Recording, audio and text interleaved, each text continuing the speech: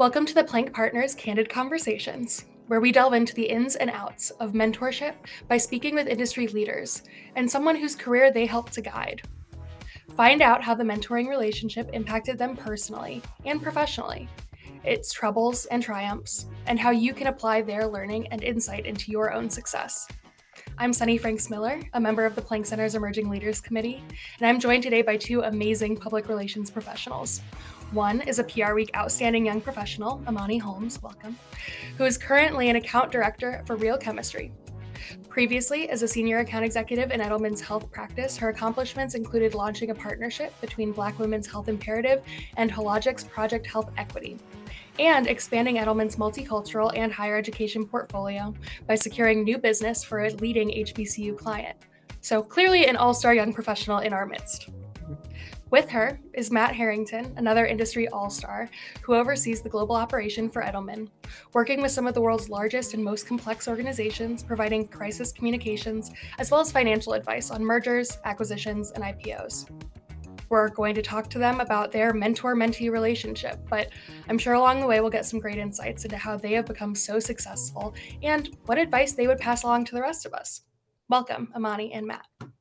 Thank you, Sunny. Great to be with you. We're excited to have you. So I'm going to kick off the conversation with a question for Imani. We imagine your initial contact with Matt was forged by your Denison University connection and commonality, but most mentor relationships evolve over time to a more of a long-term professional and personal relationship. How did you choose to elevate Matt from just maybe someone you met while you were on campus to a mentor? And how have you helped build your relationship over time? Sure. So I didn't really ask Matt to be my mentor. I think I just told him, you're my mentor. And I think we just kind of adopted each other, but we met on campus when I was maybe a junior or senior at Denison. He had come to campus to do like a get to know you, an alum, big at Edelman, came with Monisha at the time, who I still talk to, Matt, if you didn't know that. But we met, we had like a team dinner after the discussion. And later that week, he was still on campus, and Jane Palmer, who was one of the program director for global commerce and still is currently, said, hey, Matt has these open slots for one-on-one conversations with students. Do you want to come to the meeting? I said, sure. So she had texted me and I put like a blazer on, like ran across campus to go to the Knowlton Center, which is our career development center at Denison.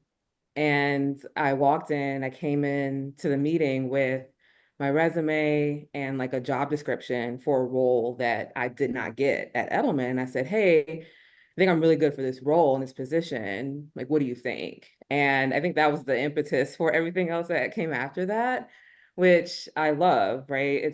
It was me being direct and upfront about what I wanted to do and the type of work that I was interested in, and someone who was willing to listen to what I had to say as, you know, a 20-something-year-old, young, bright, you know, bright-eyed, bushy-tail student.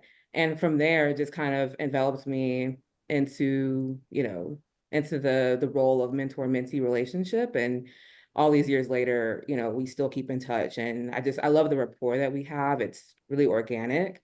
But again, all started with me being a pretty bold student at Denison. Yeah, and I just offer, Imani, from my vantage point, you know, it was never an option that we were going to have this relationship. You know, it became very apparent to me the moment you accepted the job at Edelman that I was going to do what I could to help make you be successful, and to, you know, ensure that you've had what you needed and felt the support that you needed. And you know, that was easy to do because we are able to be completely candid with one another. Mm-hmm. Yeah. And I just love, I mean, a key tip for those watching, just force mentorship upon them. And it seems to work out. But in all seriousness, I do think that, you know, a strong relationship is able to come out of something where you are bringing your full self right away. And I think that that's something that a lot of young people may not necessarily have the confidence to do right off the bat. And it really helps you kind of kickstart a relationship, especially with someone you might not have the opportunity to speak to again. You only get one chance at a first impression. So you might as well really come out as your full self in that first impression. Yeah. Yeah, It's well, just and I also think breaking that go ahead, be Matt. mindful, sorry about it, be mindful that everyone started their career sometime, and so everybody's been in the seat that you're in. And, I think for, in our industry in particular, I found most everyone wants to help others succeed. And so that showing up as your authentic self and asking or seeking that support, I think, hopefully people will feel empowered. Yeah. So, Matt, you've shared a little bit about what your experience was on the flip side of that story. How then have you invested in the relationship and grown it over the years? I think it's a recognition that I have as much to learn from Imani as optimally I have to share with her. And I think, we've touched base, not just about her career advancement, but I've relied on Imani to sort of what's going on in the water cooler. Yeah. What are folks thinking, feeling, how are they experiencing things? And Imani entered the business world at a unique moment in time. She had a brief moment in an office in a normalized world, and then went to live in the COVID universe, as we all did. And I would check in and see how A, she was doing, but B, what was the work day like, and how was her experience likely what other people were experiencing at her level, and that's been valuable to me. I love the emphasis on it being a two-way relationship. That's something that I think helps a lot of young people maybe with the confidence to approach someone and ask them to be their mentor, is knowing that you have something to offer. There is genuinely a lot to be gained on their side as well. There's obviously, depending upon the relationship, there's intergenerational perspectives.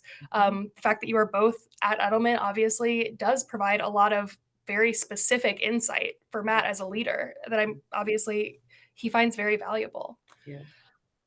Imani, what over the years have you seen grow in this relationship? How have you seen it maybe develop and change, specifically as you've gained greater confidence and become a young professional and no longer that student that started this? I think it's especially when you start to progress in your career, you learn about implications of business, right? I'm not at the C-suite yet, but I did have the exposure of learning how to be a project manager and like managing a budget, managing an account. And that experience has helped shape my perspective of what people like Matt have to do every day, which is, are we profitable? Like, what do the numbers look like? How are people feeling about their workload? What are utilizations like?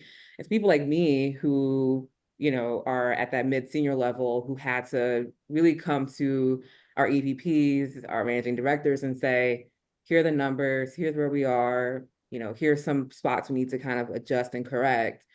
I think that element has helped me understand how each person serves a unique role within a company and how we all ladder up to bigger financial, honestly, goals. But, learning skills as you go along help kind of harness and help shape the perspective you have as you kind of progress throughout your career. And so I think that's one thing that I've come to appreciate.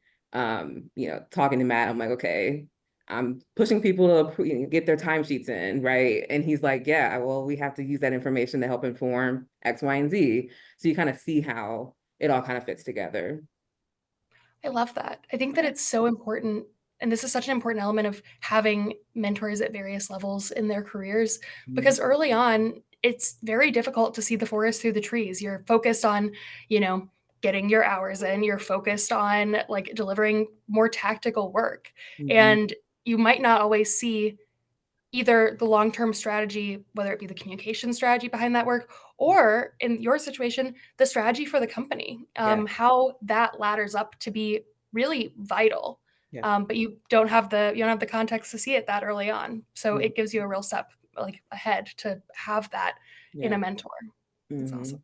Well, and I think, optimally the mentor has the ability to help you explain the why. Why are you doing what you're doing? And I don't think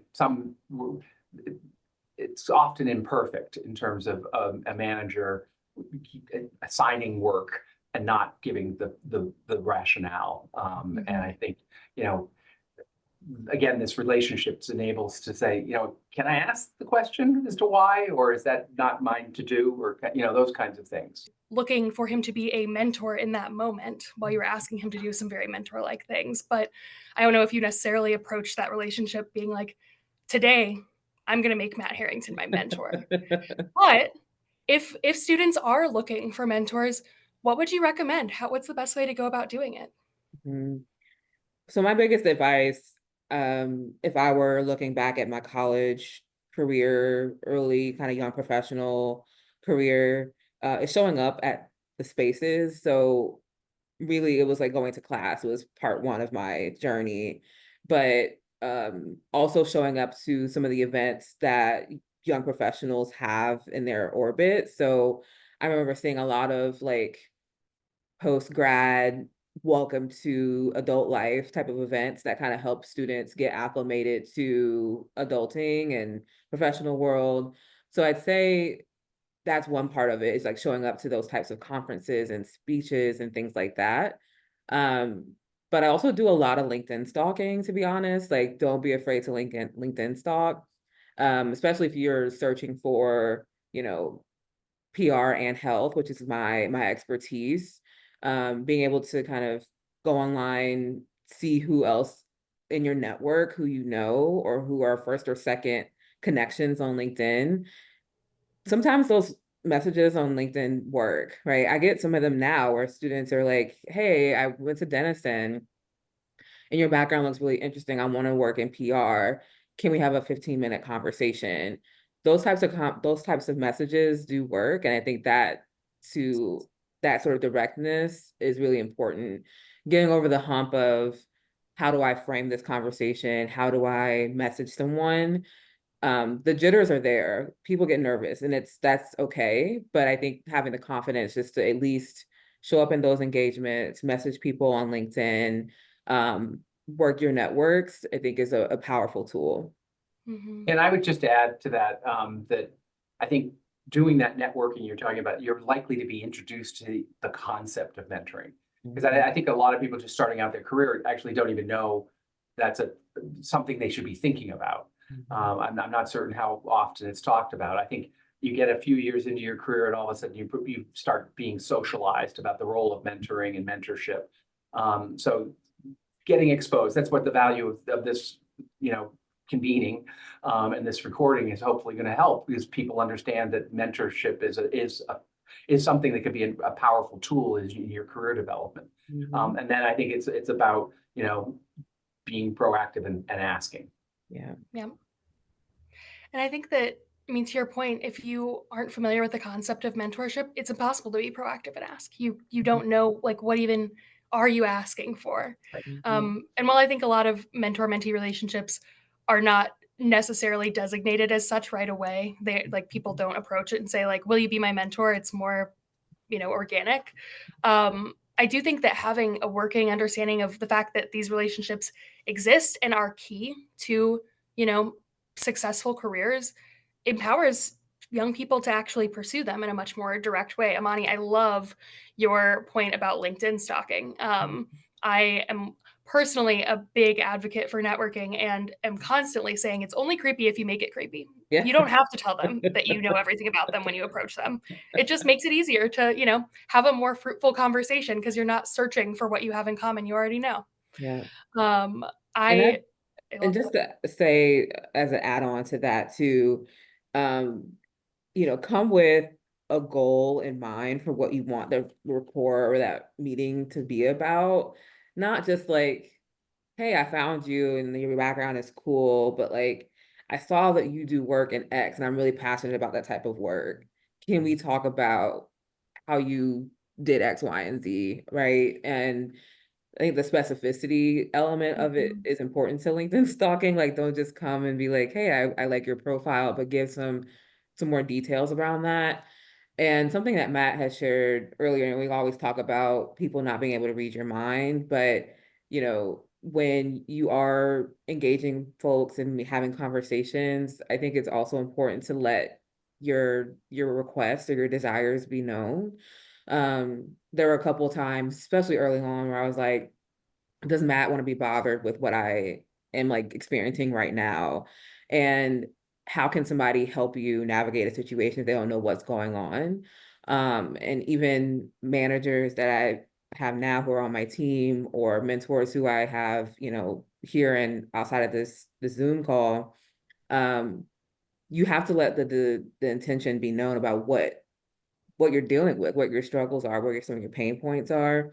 So I think the transparency element on top of that is another key component. Yeah, I'd say in addition, Imani, to that specificity of goal or desire, I think it's also a recognition that the mentee, my purposes, should think of themselves as in the driver's seat. Mm-hmm. And you managed me extraordinarily well in terms of, whether I knew it explicitly or not, we were going to have a touch base at least once a quarter. Mm-hmm. And we've spoke all the time in between, but there was, I knew, you show up on my calendar and I'm like, oh, it's the Imani check-in, which I greatly appreciated, because that sort of built-in routine is really useful for building a relationship. Yeah.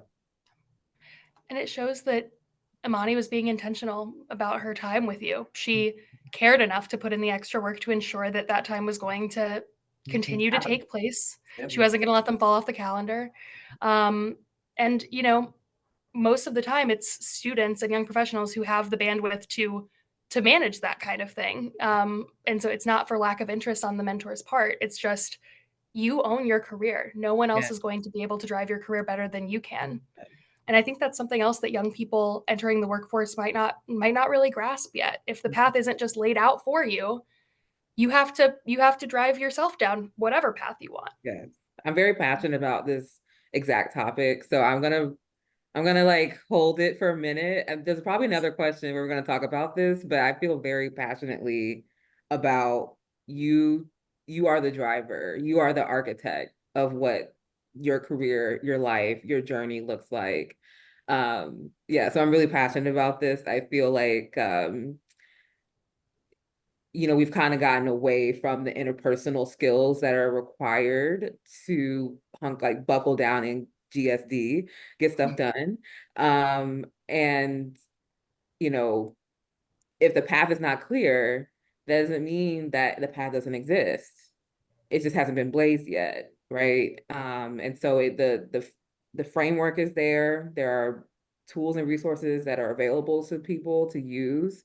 But sometimes you have to get your hands dirty. And I think that element of grinding it out, figuring it out, pedal to the metal, I think that grit to kind of unearth pathways that have not been discovered before are really important in this day and age in order to really thrive in a career. And I think to also find and maintain relationships with mentors. I think just in terms of the career advancement piece, Imani's already used my often said line of, your manager's not your mind reader, but it really applies to career pathing, because if you don't raise your hand, if you don't say, I'd like that opportunity, or this is a North Star for me at the moment, if you don't say it, a manager's not going to just divine it. It just doesn't happen. That's so true. And I'm sure, Imani, as you've risen in the ranks, you have found, as you start to manage people, that becomes more and more clear. I think I recently became a leader of people in the last year and a half.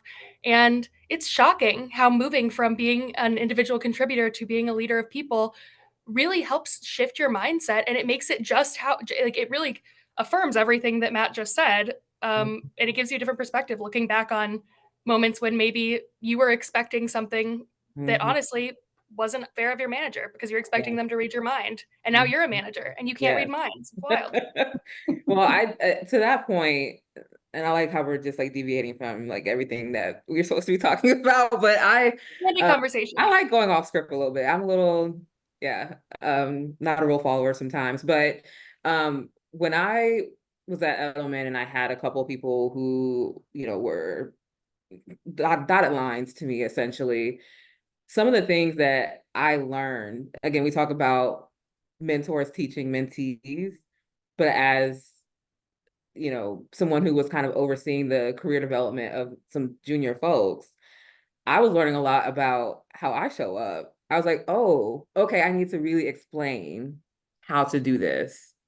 Like, not just send it and be like, good luck, right? I have to like slow down, give the rationale, talk about the details, and not handhold, but enable, inspire Empower. people to do the work that's required. And that's something that you don't learn until you advance a little bit more in your career, that you realize, I want to set this person up for success. I'm not going to handhold, but I do want you to try. We talked about earlier, not everything being cut out for you. So not to give them what I got, but also let's put some brain power, right, into figuring out how we can solve this problem. Come to me when you think you found a solution. Maybe we can talk that through. But having someone who will always get on the phone and talk to you about how you're progressing is important. But also giving the person the space to figure that thing out on their own is also critical. Yeah, I so agree. Which I think really leads nicely into our next question around growing and evolving into new positions, right? So, Imani, congratulations on your new position as account director at Real Chemistry. It sounds like a great opportunity, but at the same time, I have to imagine that leaving Edelman was tough. Did you consult Matt about your potential move? If so, what advice did he give you when you were in the midst of making that decision? So I did not consult Matt before I made the decision. We talked about it after I made the decision. He was the first person who I called when I knew I was going to be resigning. And it was a bit of a nerve-wracking conversation. I think the preparation going into that conversation, we're all type A people because we work in PR. That's just a known fact, right? So I'm like, I'm going to mention this topic first, and I'm going to go to these bullets. Like, I was very like, this is going to be my flow in talking to Matt. And then I called him, got on the phone. He's like, how's it going? And I was like, it all went out the window, like this whole conversation. I was like, I had all these nice talking points, and then it all went out the window. But Well, and I was in a chill space on vacation, and I thought, Imani must be facing something she really needs to talk through. And she did really need to talk through it. She just couldn't find her words there for a minute. It's just not the conversation I wanted to be having. Yeah. But I respected enormously the definitiveness with which she entered the conversation, but clearly laid out the rationale for her personally, professionally, and what it represented as an opportunity. And I think I said, fine, you go, you're on loan. You will be back. Yeah, I mean, for me, I knew he was out on PTO because I was, I'd seen it on Teams, and I was like, this is gonna be extra hard because I know he's probably like in chill mode and relaxing. But I think the net of this is like things can shift, and like you can still have the rapport. I was nervous that like the people who I had cultivated these really strong relationships with at Edelman, that what if what if like we were not as close as we were when I was at Edelman? That was my initial thought. But you spend so much capital, time, energy, cultivating these relationships with people, and they still are great mentors. And so I don't, I had to kind of get out of my own head about, what would people think about X and just like live the life. And, it still have people in my corner despite, me not being there anymore. Yeah. And I'd say, Imani, what you're reflecting a bit is also something I think that's worthwhile to be knowing, that the first few years in our business are so intense. You're learning so much. You're working pretty hard, and optimally, and this is my plug for being in the office, you're optimally, in an office with folks. And I am still extraordinarily close with the folks that sat around me in our cubes in the earliest days of my career at Edelman. I mean, those relationships are just unique. Yeah. And I think that, this resonates with me a lot because I recently, well, a year and a half ago, left the first company that I started my career at. I spent 6 years there and I loved it. And then just a couple weeks ago, my first ever direct report to me put in her notice for a very exciting opportunity that's totally right for her. And so it's weird to see both sides, as we were talking about earlier. But I think that what is so scary about leaving that first role is also one of the things that makes it potentially the most rewarding, in that you've built such strong relationships with people and you don't want to see them degrade in any way. You're afraid, like, is it going to be awkward that I have to tell my, my favorite mentor, who clearly is very committed to my company, that I'm leaving? But I think that in a way strengthens the relationship if you can get past it. One of my closest mentors is from that first company. And when we get together now, she's able to be so insightful in her advice because she knew me back when. And she can kind of point out things about my own growth that I don't realize for myself. Have you found that to be the case so far? Like, how is it now, having made a little bit of that transition? So I kind of disagree a little bit about the being scared or being like nervous about leaving. I had really thought it through. That's how I knew I wasn't scared, right? Because I took the time to really think about, is this the right time for me to leave? Is this the right opportunity for me to accept? What does my growth pattern look like at Real Chemistry? Like, these are thoughts that I had. So I'd say, because I was very particular and selective about where I went next, it didn't feel like I'm jumping off the deep end with no safety net, with no, life vest on. But transitions are awkward. They are, right? You're rolling off of teams, you're trying to tell clients, you want to tell individual people who you've met. Then you send that email and then people bombard you about why you're leaving. And, so it's a bit of that, but there's also this like optimism and hope for, what comes next, how you continue to build on what you've already established in the first iteration of your career.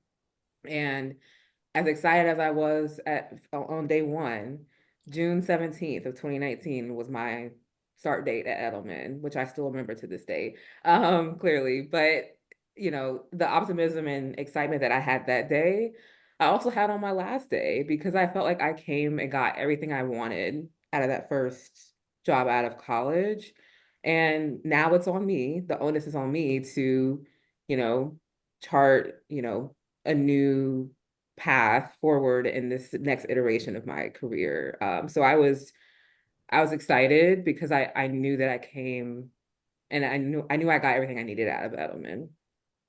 One lens that I often talk with folks about when they're thinking about a new opportunity is, it just is one filter. Are you running from something or are you running towards something? And if it's the latter, that's probably a pretty good indicator that it's something you should be thinking about. If it's the former, that's not always a great impetus to make a change. Yeah, that's such a good point. So now, having seen her make this shift and clearly feel very confident in it, is that rewarding for you, Matt? How does that, as a mentor who obviously had to, be okay with letting her go and do this new thing on loan, how do you feel hearing her be so pleased with the decision? I'm thrilled for her. I'm cheering Imani on from the sidelines, regardless of what she's doing and where she is. Imani's got enormous potential, and she's going to do it. Yeah, it's awesome. Well, we'll shift gears a little bit at this point.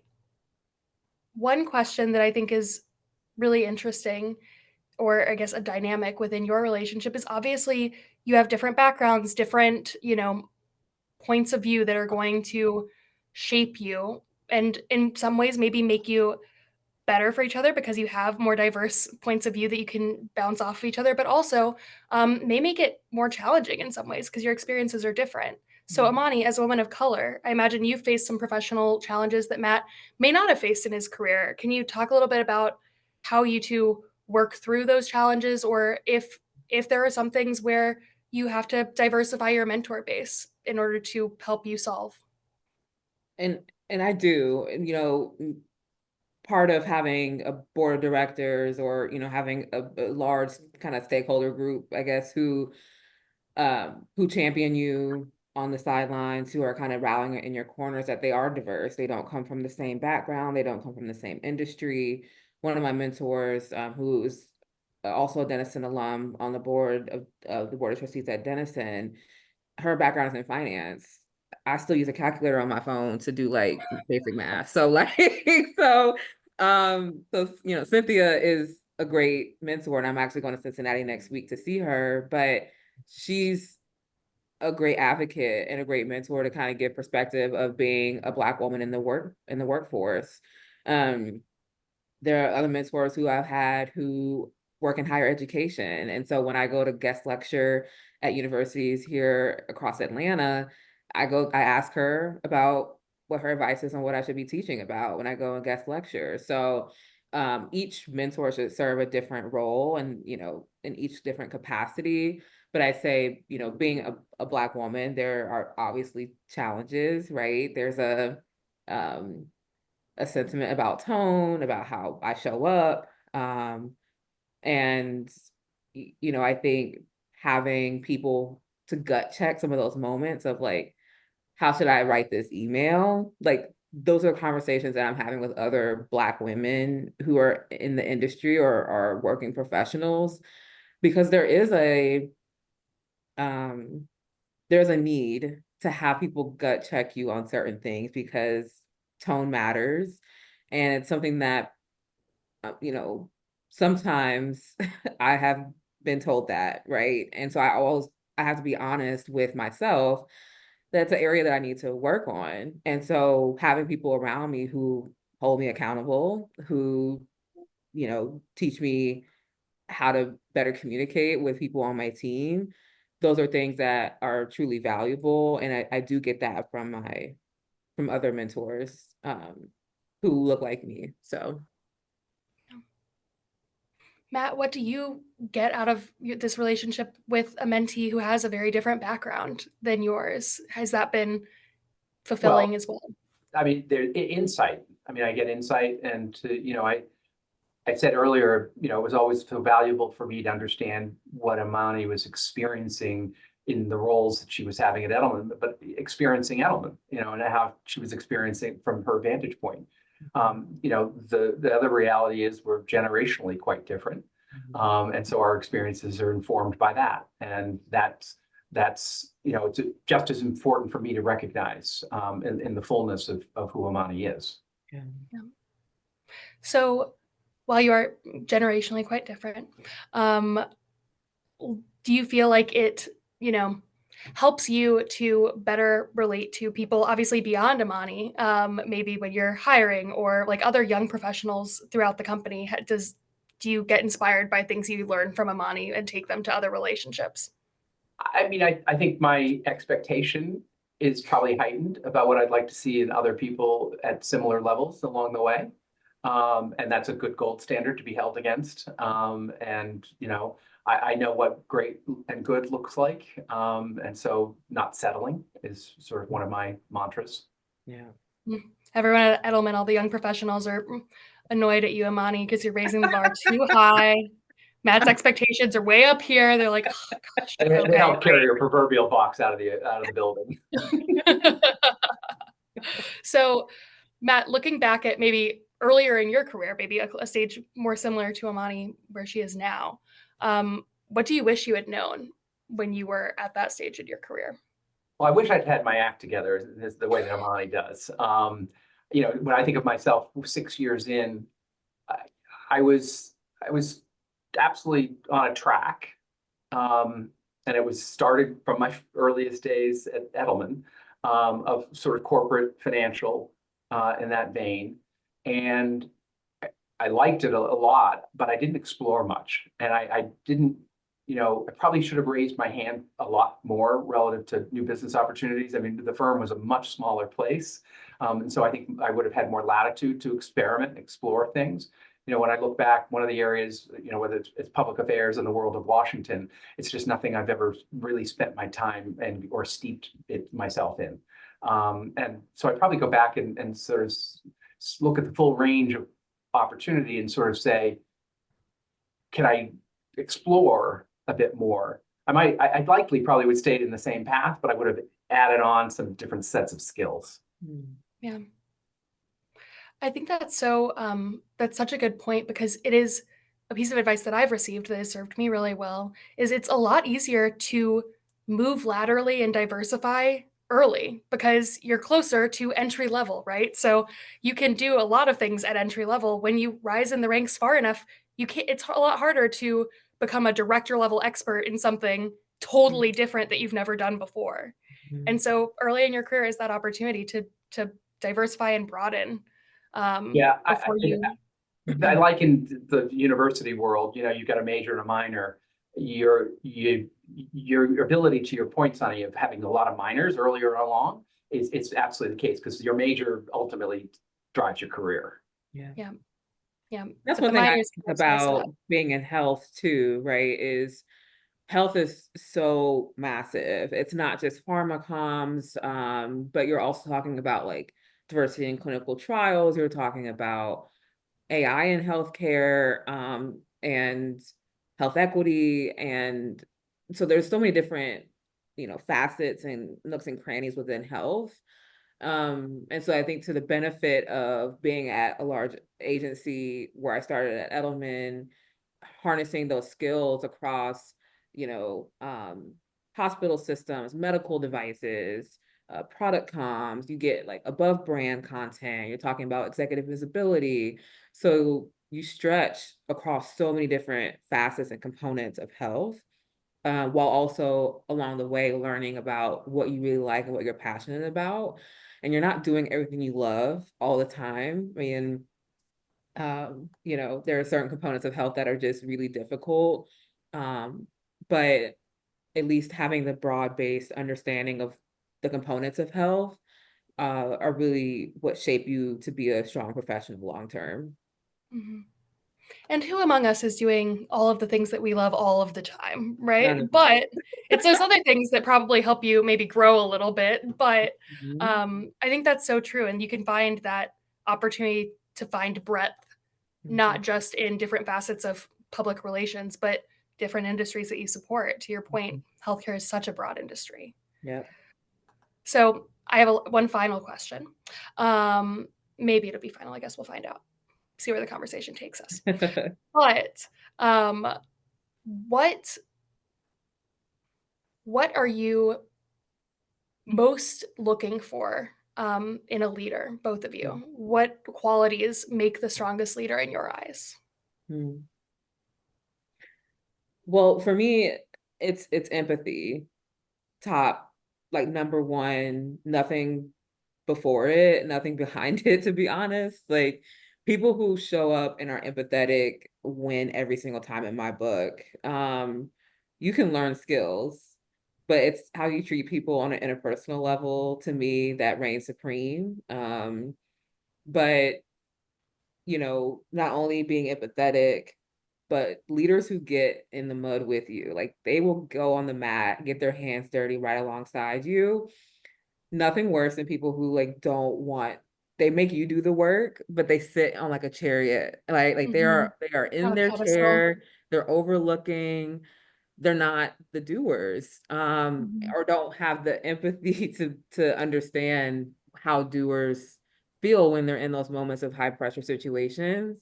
So I believe in empathy. I believe in getting your hands dirty with your team. And I also believe in rewards. It was really corny personally, but I loved doing like shout outs and like kudos to the team, and making sure that every person on the call who was over something was talking about the work that they were doing and the progress on each of those projects. I knew the status of all those projects, but to give the person or the people who are leading those work streams the autonomy and the voice to talk about what they were doing, to me is like, I'm small, you're big, right? Like I'll shrink so that you can have the moment to like talk about how badass your team is this week. And those are things that I think make really strong leaders. So I'm a huge fan of just like people need to feel respected and valued and rewarded too. Yeah. And it sounds like you might be a positive affirmation girly like myself. I am, yes. I like to dish it and I like to receive it. And I think Yes. that that's so valuable, especially early on in your career when you're trying to build up a little bit of confidence. Mm-hmm. Matt, Yeah. what about you? What are the 3 qualities that you're looking for most in a leader? I mean, I think Imani had said it all very well. As she was talking, I thought what in many respects she's discussing is servant leadership, which is a leadership model. And it's one that I think has the greatest potential for impact. And it is, Dan Edelman was famous for quoting, the line, everyone's an account executive at Edelman. And that means no one's above doing whatever's needed. And everybody gets into the trenches and does the work. I also think, empathy is a huge part of that. But I also think, a lot of leaders underrate listening. They think they're supposed to pontificate or have all the answers. Leadership absolutely has a responsibility to inspire, but I don't think you can inspire unless you understand where your audience is, and that requires listening. I just think as public relations professionals, we all know how to fill a void and talk, but there's a lot of power that's gotten out of voids because people all of a sudden start speaking differently and sharing differently. And I think it's a responsibility of a leader to listen to that. So can I give a quick anecdote? Because I think this is important to kind of encapsulate what Matt is talking about. So there was a leader who I worked with at Edelman who always, like when she was presenting slides, I always noticed this during town hall, she would present slides and then she would just like stop talking and then she would be dead silent for about 30 seconds. And I was like, why is there dead space? But the silence in those in-between moments was her giving the audience permission to speak up and say something in response to what she said. So when Matt's talking about being listeners, there are plenty of times we were on the phone and I'm like, is he listening to me? But he's like dead silent, but he's waiting for also me to come back into the conversation. So there's that's a skill to me to be able to stop talking, like not fill every minute with your voice. And so I take that into account when I do retrospectives after big projects. And I'm like, what do we think about this? And I just sit there and they're all staring back at me. I'm like, yeah, you're going to answer this question. I'll sit here for 2 minutes, until you feel ready to answer. But that's a big component, is just giving people the space to speak and being more willing to listen. Yeah. And I think that is also something that probably comes with time and confidence. You hear the term quiet confidence. I think I'm pretty confident, but I don't think anyone would characterize me as having quiet confidence. And I think that that's something that might come with time, is not feeling the need to be proving yourself and constantly feeling that space. And Matt, I loved your point about, listening to your audience. And I think that that's something that as public relations professionals, we should be particularly adept at, right? Like we should understand that that's the best way to communicate is by knowing your audience. And it's funny that might not always be the case. There might be a disconnect for some public relations leaders, even though that's a core tenet of what we do every day.